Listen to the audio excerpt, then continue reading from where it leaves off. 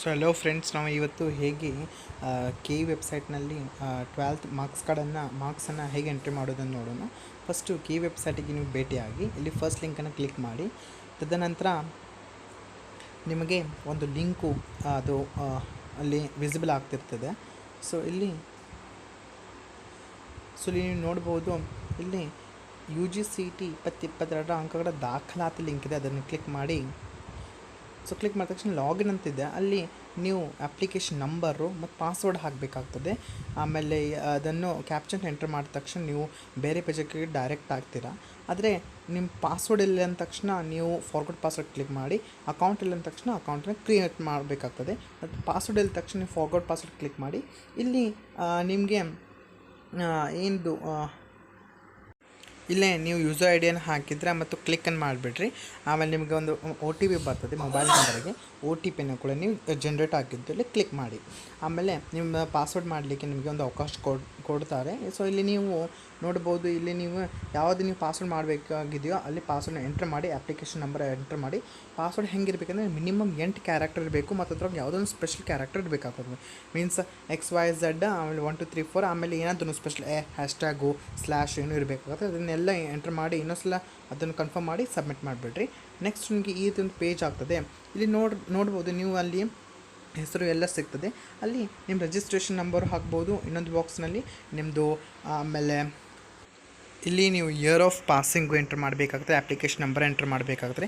ಮತ್ತು ಇಲ್ಲಿ ಸಬ್ಜೆಕ್ಟ್ಸನ್ನು ಕೊಟ್ಟಿದ್ದಾರೆ. ನಿಮ್ದು ಯಾವ ಸಬ್ಜೆಕ್ಟ್ ಇತ್ತು 12th ಅದನ್ನು ಸೆಲೆಕ್ಟ್ ಮಾಡಿ. ಅಥವಾ ಮುಂದೆ ಮ್ಯಾಕ್ಸಿಮಮ್ ಮಾರ್ಕ್ಸನ್ನು 100 ಅಂತ ಬರೀರಿ. ಮತ್ತು ನೀವು ಎಷ್ಟು ಹತ್ರ ಸ್ಕೋರ್ ಮಾಡಿ ಅದನ್ನು ಬರೀರಿ.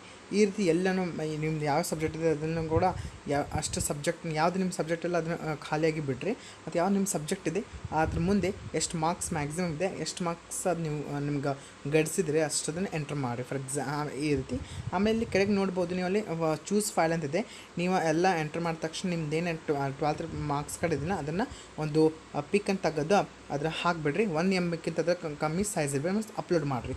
ಮತ್ತು ಇನ್ನೊಂದು ನೀವು ಅಲ್ಲಿ ನೋಡ್ಬೋದು ಕೆಳಗೆ ಇಲ್ಲಿ ಈ ಕೆಲವೊಬ್ರು ನಾಟಾ ಎಕ್ಸಾಮ್ ಬಂದರೆ ಅಲ್ಲಿ ಎಸ್ ಅಂತ ಹಾಕಿ, ಮತ್ತು ಅಲ್ಲಿ ಎಸ್ ಹಾಕಿದ ತಕ್ಷಣ ಅಲ್ಲಿ ಒಂದು ಕ್ಯಾಪ್ಚಾ ಮತ್ತು ನಂಬರ್ ಹಾಕಿ ಸಬ್ಮಿಟ್ ಮಾಡಿರಿ. ಆಮೇಲೆ ಮತ್ತು ಅವ್ರಿಗೂ ಕೂಡ ಒಂದು ಮಾರ್ಕ್ಸ್ ಕಾರ್ಡನ್ನು ಅಪ್ಲೋಡ್ ಮಾಡಲಿಕ್ಕೆ ಅವಕಾಶ ಆಗ್ತೈತಿ.